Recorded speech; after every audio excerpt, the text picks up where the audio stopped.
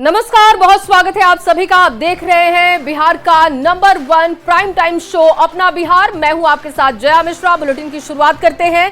अपने 2 दिवसीय दौरे के दौरान गृह मंत्री अमित शाह ने साफ कर दिया कि नीतीश कुमार के नाम पर कोई कंफ्यूजन नहीं है। अगला चुनाव नीतीश कुमार के चेहरे पर लड़ा जाएगा। वहीं अमित शाह के बाद एनडीए के बाकी घटक दलों के नेताओं ने भी साफ कह दिया है कि बिहार में एनडीए का मतलब नीतीश कुमार है और इसमें कोई कंफ्यूजन नहीं है।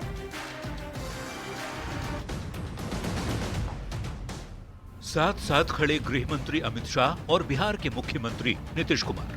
अमित शाह की दाईं ओर एलजेपीआर के अध्यक्ष और केंद्रीय मंत्री चिराग पासवान, तो नीतीश कुमार के बाईं ओर हम के संरक्षक जीतन राम मांझी और आरएलएम के अध्यक्ष उपेंद्र कुशवाहा, साथ में बिहार एनडीए के और भी तमाम बड़े नेता। ये तस्वीर महज तस्वीर नहीं, एक संदेश है। संदेश 2025 विधानसभा चुनाव में नीतीश कुमार की अगुवाई में फिर से बहुमत हासिल करने की कोशिश का, नीतीश के चेहरे पर चुनाव लड़ने का। पहले ही से है, पता नहीं कैसे कंफ्यूजन आ जाता है। ये पहले ही से तय है कि इस बार बिहार में एनडीए नीतीश कुमार के नेतृत्व में चुनाव लड़ेगा और नीतीश कुमार जी के नेतृत्व में ही अगली सरकार बनाएगा। इसके पहले गृह मंत्री अमित शाह जब गोपालगंज पहुंचे तो भरे मंच से ये दोहरा दिया कि नीतीश के नाम पर नो कंफ्यूजन। बिहार को एक बार तय करना है कि हमें लालू रबड़ी के जंगल राज की ओर जाना है या मोदी जी और नीतीश कुमार के विकास के रास्ते पर जाना है। भाइयों बहनों, जब से भारतीय जनता पार्टी और एनडीए की सरकार बिहार के अंदर हुई, विपक्ष लगातार सवाल पूछता आ रहा था कि नाम क्यों नहीं लेते, तो उन्होंने नाम लेकर भी सब कुछ साफ कर दिया। मैं अपील करना चाहता हूं कि 2025 के चुनाव में मोदी जी और नीतीश जी के नेतृत्व में बिहार में फिर से एक बार एनडीए का सरकार बनाइए। फिर तो राजनीति होनी ही थी। आरजेडी नेता मृत्युंजय तिवारी को सुन लीजिए। आदरणीय अमित शाह जी का ट्रैक रिकॉर्ड रहा है, जब वो जो कहते हैं उसके विपरीत ही करते हैं। कभी नवादा में बिहार में कहा था कि सदैव सदैव के लिए नीतीश बाबू के लिए दरवाजा बंद हो गए, लेकिन फिर जरूरत पड़ी तो खिड़की और वेंटिलेटर भी तोड़ दिए। टीवी इंटरव्यू में दिए गए अमित शाह के एक इंटरव्यू के बाद चेहरे पर कंफ्यूजन वाला कयासबाजी का बाजार तेज किया गया था। अमित शाह ने बिहार के गोपालगंज की धरती से एक बयान देकर उस कंफ्यूजन पर पूरी तरह से विराम लगा दिया है कि विधानसभा चुनाव नीतीश कुमार के चेहरे पर ही लड़ा जाएगा और इसमें कोई कंफ्यूजन नहीं है। न्यूज 18 के लिए दिल्ली से अमितेश सिंह और पटना से विनीता मिश्रा के साथ ब्यूरो रिपोर्ट। और अब बात उस सियासी लड़ाई की जो इलाज कराने पर आ चुकी है। केंद्रीय गृह राज्य मंत्री नित्यानंद राय ने गृह मंत्री अमित शाह के बिहार दौरे को अभूतपूर्व बताया। साथ ही विपक्ष पर निशाना साधते हुए कहा कि विपक्ष को अगर विकास नहीं दिख रहा तो वो अपना इलाज करा ले। नित्यानंद राय के बयान पर बयानबाजी भी तेज हो चुकी है।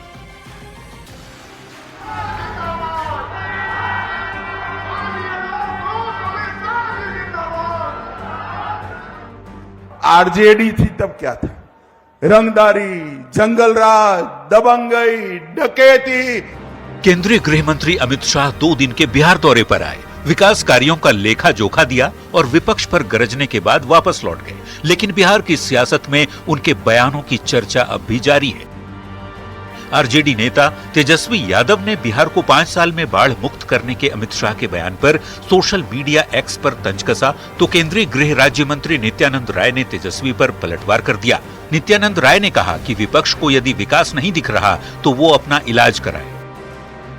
कि जरा आंख से चश्मा हटाइए और जनता की आवाज को अपनी कानों से सुनिए। न वह देखते हैं न सुनते हैं, बहरे और गूंगे की तरह बोलते। नित्यानंद राय के इस बयान पर बिहार में सियासत तेज है। कांग्रेस और आरजेडी के नेताओं ने नित्यानंद राय के बयान पर पलटवार किया। अमित शाह जी, अगर आपकी सरकार बिहार में काम की हुई होती तो इस चुनावी वर्ष में बिहार में आपको पब्लिक रैली करने की जरूरत नहीं पड़ती और इन रैलियों में आप बोल भी क्या रहे हैं? अपनी बातें कम और माननीय नेता लालू प्रसाद यादव जी पे टिप्पणी आप ज्यादा कर रहे हैं। तो जेडीयू नेता खुलकर नित्यानंद के बयान के समर्थन में उतर आए। वास्तविकता यही है कि राजद के लोग बिहार के विकास के दुश्मन हैं। इनके लिए राजनीति का आधार जात पात पर बांटना, धर्म के आधार पर बांटना, माहौल खराब करना, अपराधियों और भ्रष्टाचारियों को आगे बढ़ाना है। अपने 2 दिन के बिहार दौरे में अमित शाह ने बिहार में हो रहे विकास की लंबी सूची गिनाई। साथ ही लालू राबड़ी शासन पर तंज कसते हुए लालू प्रसाद से उनके काम का हिसाब भी मांगा। ऐसे में वो भले ही दिल्ली वापस लौट गए हों, उनके बयान पर बिहार का सियासी पारा अभी भी हाई है। न्यूज़ 18 के लिए पटना से आनंद अमृतराज और धर्मेंद्र कुमार के साथ ब्यूरो रिपोर्ट। और चलिए अब बात कर लेते हैं परिवार के विवाद की। दरअसल रामविलास पासवान की पैतृक संपत्ति को लेकर विवाद सामने आया है। रामविलास पासवान की पहली पत्नी राजकुमारी देवी ने पशुपति पारस और रामचंद्र पासवान की पत्नी पर बड़ा आरोप लगा दिया है। राजकुमारी देवी का कहना है कि दोनों ने मिलकर उनके कमरे में ताला मार दिया। इस वजह से उन्हें काफी परेशानी हुई, तबीयत भी खराब हो गई। उनका इलाज चल रहा है। राजकुमारी देवी ने चिराग पासवान से गुहार लगाते हुए कहा कि उनकी पैतृक संपत्ति का बंटवारा कर दें। वहीं राजकुमारी देवी की नाती का कहना है कि नानी राजकुमारी देवी की उम्र काफी हो गई है, उनके साथ ये सब कुछ ठीक नहीं है। मामला हाई प्रोफाइल होने की वजह से एलजेपी आरवी के नेता भी राजकुमारी देवी का हालचाल पूछने लखीसराय के शहर बन्नी पहुंच गए। एलजेपी आरवी के प्रधान महासचिव संजय पासवान पशुपति पारस पर जमकर बरसते हुए दिखाई दिए।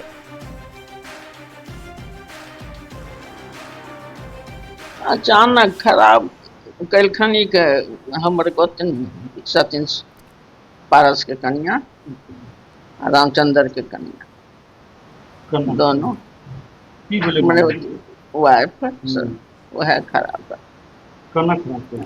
अब ले आप तो जाए लागल हो तो कथोर में जो हम ऊपर रूम में ताला लगा देखिए, दोनों रूम में जहाँ हमार सब सामान में रहे वहीं जाइए,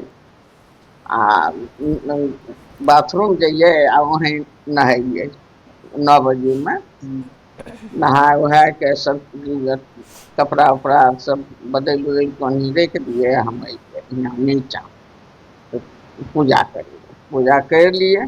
आ पूजा करके आ तब हम कोई चीज खाइए। तो यार अले दोनों रूम में ताला लगाए देखे, दोनों बहन तो ताला लगा दल के तो ये ताला लगल के दोनों रूम में। हम नहाए तर ये एगो रूम छोड़ देता है। तो संपत्ति की मांग जो भी है आप देख लीजिए किसके पास क्या है नहीं है। आप बंटवारा अगर सब लोग चाह रहे हैं तो बंटवारा कर लीजिए, आप पता कर लीजिए किसके पास कितना संपत्ति है। बंटवारा हो जानी चाहिए, अच्छी बात है।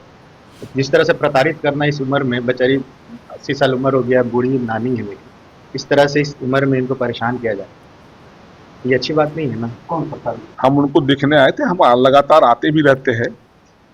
मैंने जब माताजी से बात किया तो उन्होंने कहा कि रात में मेरी देवरानी आई और घर से बाहर निकाल दी और ताला मार दी। जो 60 वर्षों से श्रद्धेय रामविलास पासवान जी की धर्मपत्नी 60 वर्षों से 65 वर्षों से जिस मकान में रह रही और जिस बाथरूम का संसाधन है, जो रोजमर्रा का संसाधन है, वहां से बाहर कर देना। स्वर्गीय रामचंद्र पासवान जी की धर्मपत्नी ने उनको घर से बाहर कर दिया, उनके सारे सामान को बाहर कर दिया और ताला मार दिया कि तुम्हारा घर नहीं है। हम इसकी कड़ी शब्दों में निंदा करना चाहते हैं और कहना चाहते हैं पशुपति कुमार पारस जी से कि आप बिहार भ्रमण कर रहे हैं, दलित का सबसे बड़ा लीडर बनना चाहते हैं। किस बात के लिए? आप रामविलास पासवान जी को भगवान कहते हैं और भगवान और भाभी माँ जैसे भगवान को आपने घर से बेघर करवा दिया। वहीं केंद्रीय मंत्री चिराग पासवान के परिवार में विवाद की खबर के बाद एलजेपी आरवी के प्रदेश अध्यक्ष राजू तिवारी ने कहा कि उन्होंने इस बात की जानकारी केंद्रीय मंत्री चिराग पासवान को दे दी है। चिराग के भांजे खगड़िया चले गए, हर एक चीज की जानकारी चिराग पासवान ले रहे हैं।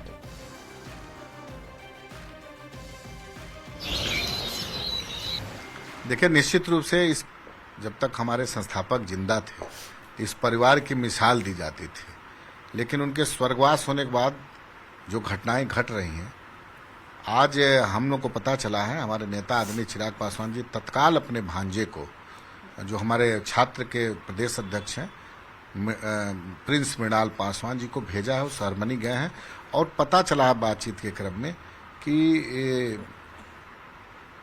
पारस जी की और स्वर्गीय रामचंद्र जी की पत्नी गई थी, और जिसमें रामविलास जी की धर्मपत्नी रहती थी, उस घर में 3-4 कमरों में ताला उन्होंने बंद कर दिया है। वहीं आरएलजेपी के राष्ट्रीय प्रवक्ता श्रवण अग्रवाल ने इस आरोपों को बेबुनियाद बता दिया। श्रवण अग्रवाल ने चिराग पासवान पर घटिया राजनीति करने का भी आरोप लगाया। राजनीति का और ओछा राजनीति का, इसको यह कहिए कि एक निचले स्तर की राजनीति का नज़ारा पेश किया है। सहरबन्नी गांव जो खगड़िया में है, हमारे श्रद्धेय नेता रामविलास पासवान जी का और हमारे राष्ट्रीय अध्यक्ष पारस बाबू का पैतृक गांव है, और वहां जो चिराग पासवान उसके पार्टी के लोग हमारे नेता पारस बाबू पे आरोप लगा रहे हैं कि पारस बाबू के परिजनों ने वहां ताला जड़ दिया।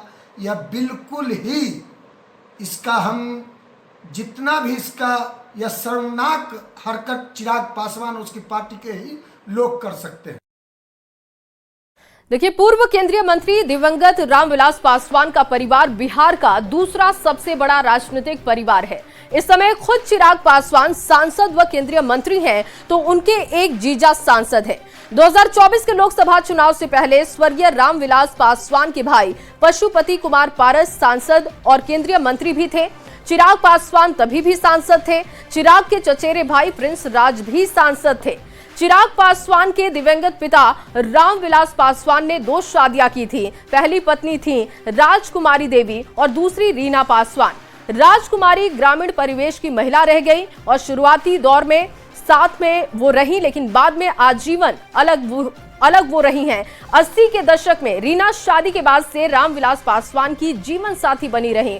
पहली पत्नी राजकुमारी देवी से 2 बेटियां हैं, उषा और आशा। उषा पासवान के पति धनंजय कुमार उर्फ मृणाल पासवान विधायक परिवार से नाता रखते हैं और लोक जनशक्ति पार्टी के टिकट पर चुनाव भी लड़ चुके हैं।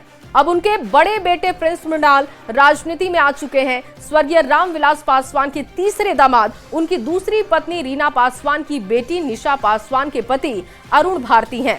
अरुण इस चुनाव में जमुई से सांसद है।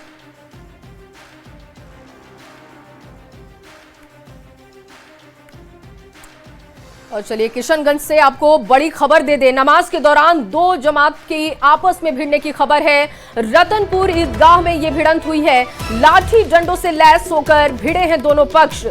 पुलिस की टीम ने मोर्चा संभाला। शांतिपूर्वक तरीके से नमाज अदा कराई गई। मौके पर अतिरिक्त पुलिस बल की तैनाती की गई। एक्सक्लूसिव तस्वीरें न्यूज 18 बिहार झारखंड पर इस वक्त आप देख रहे हैं। रतनपुर ईदगाह के सामने की ये तस्वीर, जहां पर बताया जा रहा है कि लाठी डंडों के साथ 2 पक्ष आपस में भिड़ गए। नमाज के दौरान की ये तस्वीरें हैं। हालांकि पुलिस की टीम वहां पर पहुंची, अतिरिक्त पुलिस फोर्सेस की तैनाती की गई और अच्छे तरीके से लोगों को नमाज अदा करने के लिए लोगों से अपील पुलिस ने की और उसके बाद वहां पर नमाज अदा की गई। लेकिन उस वक्त हालात वहां पर क्या थे, तस्वीरें क्या थी, वो आपके सामने न्यूज 18 बिहार झारखंड ने रखी है। थाना अंतर्गत रतनपुर ईदगाह में ईद के नमाज के समय को लेकर 2 अलग अलग जमात में कुछ विवाद एवं झड़प हो गई थी। नमाज शांतिपूर्ण तरीके से कराया गया है। स्थिति पर लगातार नज़र रखी जा रही है। अतिरिक्त बल की प्रतिनियुक्ति की गई है। स्थिति पूरी तरह सामान्य और शांतिपूर्ण है। और आशीष न्यूज 18 रिपोर्टर इस वक्त फोन लाइन पर जुड़ चुके हैं किशनगंज से। आशीष, बताइएगा, जो तस्वीरें हम दर्शकों को दिखा रहे हैं इसकी सच्चाई क्या है? कितने बजे की ये घटना है और किस तरीके से इसको कंट्रोल किया गया? जी, ये दोपहर की घटना है और जब ईद की नमाज हो रही थी, दोपहर का समय था, धूप बहुत तेज हो गई थी और जो बगल का इलाका है पश्चिम बंगाल से सटा हुआ है, तो दोनों जगह के लोग वहां नमाज पढ़ते हैं। 2 जमात के लोग पहुंचे थे, तो पश्चिम बंगाल के लोगों द्वारा कुछ देर तक नमाज पढ़ी गई, जिससे जो स्थानीय लोग थे उग्र हो गए और आपस में दो गुटों में झड़प हो गई, जिसको कि पुलिस की मौजूदगी में उसे कंट्रोल किया गया। कुछ लोग घायल हुए थे जिनका स्थानीय तौर पर इलाज किया गया और सब अभी शांतिपूर्ण है। एसडीपीओ ने बताया है कि अभी मामला पूर्णतः कंट्रोल में है। जी। और किस बात को लेकर आशीष ये भिड़ंत हुई थी कि लाठी डंडों के साथ यहाँ पर लोग पहुंच गए? ये लाठी डंडे उस वक्त इन लोगों के पास कहां से आ गए जब नमाज अदा करने के लिए पहुंचे थे? जी देखिए, ग्रामीण इलाका है, जब देर हो रही थी, दूसरे जमात के लोग को जब ज्यादा समय तक रुकना पड़ा था तो वो लोग उग्र हो गए और बगल से पास का, चूंकि ग्रामीण इलाका है, बगल में लाठी डंडा होता है। ग्रामीण इलाके में कुछ मतलब जो डंडा नहीं हो, बांस, उसको निकाल के कुछ भी जिसके हाथ में जो मिला उसको लेके लड़ाई करने लग गए। जी, बहुत शुक्रिया आपका तमाम जानकारी के लिए आशीष।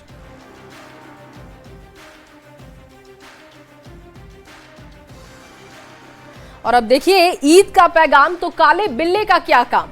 आज पूरी दुनिया भाईचारे का त्योहार मना रही है, ईद पर मोहब्बत का पैगाम बांटा जा रहा है, पर भारत में ईद के बहाने सियासत हो रही है।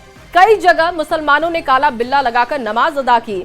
मंगलवार को सरकार संसद में जो वक्फ संशोधन बिल पेश करने वाली है, उसे लेकर सियासत अभी से गरमाने लगी है। इसी पर आपको रिपोर्ट दिखाते हैं।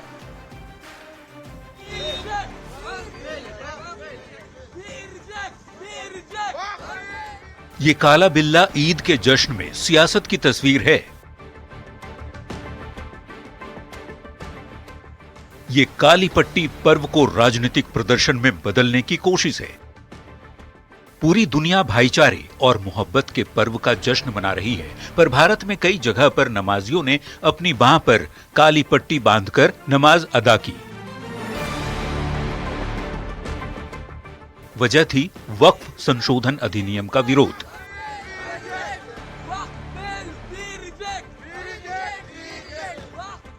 वक्फ बिल में जो अमेंडमेंट हो रहा है, हम उसके एहतजाज के लिए आए हैं, उसके लिए काली पट्टी बांधी जा रही है। ईद की नमाज के दौरान काली पट्टी बांधने को लेकर सियासत तेज हो गई है। बीजेपी के राष्ट्रीय प्रवक्ता शाहनवाज हुसैन ने इसे पूरी तरह से गलत बताया। अरे नमाज को छोड़ दो, एक दिन सियासत करना है, काली पट्टी का पूरा काला कपड़ा पहन लो, कोई रोक रहा है? लेकिन नमाज के दिन काली पट्टी लगाना ये कहाँ जायज है? जिन लोगों ने किया है वो सही नहीं किया। जेडीयू के सीनियर नेता केसी त्यागी ने भी काला बिल्ला लगाकर ईद की नमाज पढ़ने पर ऐतराज जताया है। त्यागी कहते हैं कि प्रेम और भाईचारे के त्योहार पर विरोध प्रदर्शन अच्छा नहीं लगता। बिल पर उनकी राय भिन्न हो सकती है, लेकिन उत्साह, उमंग के और बलिदान के इस त्योहार पर किसी तरह का विरोध प्रदर्शन अच्छा नहीं लगता। नमाजियों का ये विरोध संसद में प्रस्तावित वक्फ संशोधन बिल को लेकर है। उनका आरोप है कि ये बिल मुसलमानों के साथ अन्याय है, पर एनडीए में शामिल पार्टियों का कहना है कि सियासत अपनी जगह है और इबादत अपनी जगह। नमाज को प्रदर्शन करने का जरिया बनाना सरासर नाजायज है। दिल्ली से संवाददाता अमितेश सिंह के साथ ब्यूरो रिपोर्ट, न्यूज़ 18।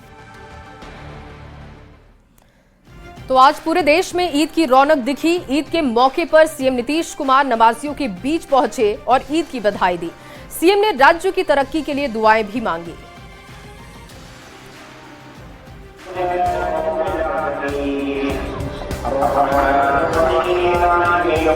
पूरे देश में रौनके ईद का खूबसूरत नजारा दिखा। मस्जिदें नमाजियों से गुलजार रही। लोग पारंपरिक परिधानों में नमाज अदा करने पहुंचे और एक दूसरे को गले लगाकर ईद की मुबारकबाद दी। नमाजियों ने देश में अमन चैन की दुआ मांगी। सीएम नीतीश कुमार ईद के मौके पर फुलवारी शरीफ के खानकाए मुजीबिया पहुंचे। यहाँ उन्होंने मौलाना सैयद अयातुल्लाह कादरी से मुलाकात की और मुस्लिम समाज के लोगों को ईद की बधाई दी। फुलवारी शरीफ के बाद सीएम पटना सिटी के खाजे कलां के खानकाए मुजीबिया भी पहुंचे। नीतीश कुमार ने मखदूम शाह मोहम्मद मुनीम पाक के मजार पर हाजिरी लगाई और राज्य की तरक्की के लिए दुआएं मांगी। सीएम नीतीश इसके बाद सुल्तानगंज के इदारा ए शरिया पहुंचे। यहाँ सीएम ने इदारा ए शरिया के तमाम लोगों को ईद की बधाई दी। सारा खानका ये देख रहे हैं, आगे से लेकर के अंदर तक ये सारा काम जो है सो हमारे मुख्यमंत्री बिहार ने ही करवाया है। ये उनका जो है सो बहुत बड़ा योगदान है। ईद के मौके पर एनडीए नेताओं ने घर घर जाकर सेवैयां खाई।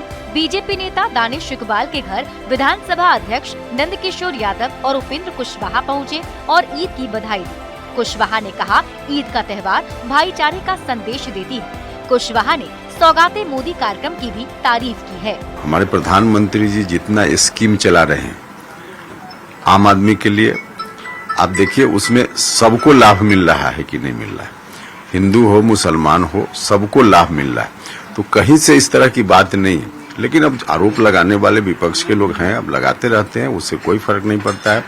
सबको साथ लेकर सबके लिए काम हमारे प्रधानमंत्री जी करते हैं। मुसलमानों के सबसे पवित्र त्योहार ईद की रौनक हर जगह दिखी। प्रेम और सौहार्द के प्रतीक ईद में लोग एक दूसरे को शुभकामनाएं देते दिखे। ईद पर हर चेहरे पर खुशी और उमंग साफ झलक रही थी। और चलिए बुलेटिन में आगे बढ़ते हुए अब बड़ी खबर जहानाबाद से आपको दे दें। आरपीएफ थाने में किन्नरों का हंगामा देखने को मिला है। आरपीएफ पर वसूली का आरोप लगा है। आरपीएफ ने 2 किन्नरों को ट्रेन से किया था गिरफ्तार और छोड़ने के बदले पैसे मांगने का आरोप लगा है। आरपीएफ पर वसूली का आरोप लगाया गया है। बताया जा रहा है कि 2 किन्नरों को ट्रेन से गिरफ्तार किया था आरपीएफ की टीम ने और छोड़ने के बदले पैसे मांगने का आरोप इन पर लगाया गया। झूठे केस बनाने की धमकी का भी आरोप है। साथ ही किन्नरों ने थाने में जमकर हंगामा किया। उस वक्त की तस्वीर आपके सामने है। तो 2 किन्नरों को ट्रेन से अरेस्ट किया गया था और उसके बाद पुलिस पर आरोप लगे। गलत अन्याय है कि नहीं? हाँ, देखिए सही है। बोलो खराट के कि फलाने का हम चला ना थे, बोलो कि अपने ना ये मेहनत करके कमाते हैं, उसका पैसा नहीं कमाएंगे तो कहां से खाएंगे? हम लोग भैया में मांगते हैं, पीछे करते हैं, किस तरह से करते हैं? ऐसा जीएसटी वाला रूम में ले जाकर बोलता है, बताइए गलत अन्याय है कि नहीं? 4 पुलिस वाला पकड़ के ले जा रहा है, ठीक ना? लेडीज पुलिस नहीं था, जेंट्स पुलिस उसको हाथ धर लेके गया।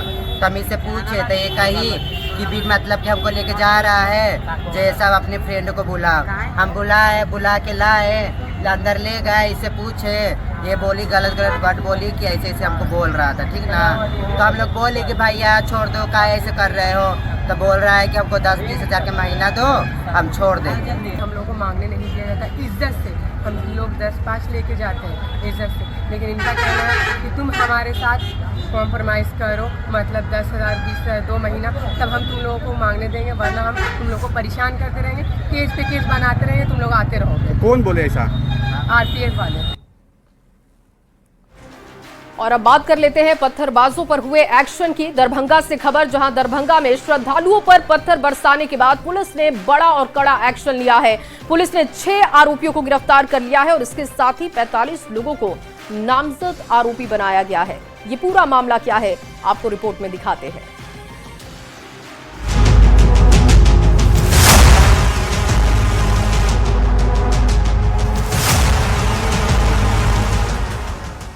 ये तस्वीरें हैं नवरात्र के पहले दिन की, जब दरभंगा में दुर्गा मंदिर से कलश स्थापना कर लौट रहे श्रद्धालुओं पर पथराव किया गया। कुशेश्वर स्थान प्रखंड के केवट गामा पंचायत में दुर्गा मंदिर में कलश स्थापना कर श्रद्धालु घर लौट रहे थे। इस दौरान अचानक एक घर की छत से पथराव होने लगा। इसके बाद वहां भगदड़ जैसे हालात हो गए। मुस्लिम समुदाय के लोगों पर पत्थर फेंकने का आरोप है। बताया जा रहा है कि मोहम्मद अलाउद्दीन के घर की छत से जमकर पत्थर फेंके गए। वीडियो में साफ देखा जा सकता है कि एक घर की छत से कई लोग पत्थर फेंकते दिख रहे हैं। लोग घर की छत से घूम घूम कर पत्थर चला रहे हैं। श्रद्धालुओं पर पथराव के बाद पुलिस ने बड़ा एक्शन लिया। पुलिस ने पत्थर फेंकने वाले 6 लोगों को गिरफ्तार किया है, जबकि सीसीटीवी फुटेज देखने के बाद 45 लोग को नामजद आरोपी बनाया गया है। पुलिस का कहना है कि अफवाह फैलने की वजह से पूरी घटना घटी है। कहा जा रहा था किसी ने मुर्गे को मारा है, जिसके बाद ये पूरा बवाल हुआ है। तो एक समुदाय विशेष के लोग जो है उनके द्वारा ये बताया गया कि कोई मुर्गा है जिसको कि दूसरे समुदाय के लोगों ने डंडे से मार दिया है। स्थानीय हमारे चौकीदार थे, पदाधिकारीगण जो वहाँ पर गए थे, उनके द्वारा जिन लोगों को पहचाना गया उनको स्पॉट से ही अरेस्ट करके लाया गया है और जिनकी पहचान एस्टेब्लिश्ड है उनको नेम्ड एक्यूज्ड बनाते हुए कुल 45 लोगों के विरुद्ध एफआईआर दर्ज कर लिया गया है, जो सुसंगत धाराएं हैं संबंधित। श्रद्धालुओं पर पत्थर चलाने वालों को पुलिस ने तत्काल एक्शन लेते हुए गिरफ्तार कर लिया है, लेकिन पत्थर फेंक रहे इन लोगों की तस्वीर देखकर कई सवाल उठ रहे हैं। आखिर एक छोटी सी बात को लेकर फैली अफवाह के बाद इस तरह से श्रद्धालुओं पर पत्थर क्यों बरसाए गए? पुलिस ने ग्रामीणों से अफवाह पर ध्यान न देने और शांति बनाए रखने की अपील की है। प्रशासन ने साफ किया है कि कानून हाथ में लेने वालों के खिलाफ सख्त कार्रवाई की जाएगी। घटना के बाद से इलाके में अतिरिक्त पुलिस की तैनाती कर सुरक्षा सख्त कर दी गई है। न्यूज़ 18 के लिए दरभंगा से विपिन कुमार की रिपोर्ट।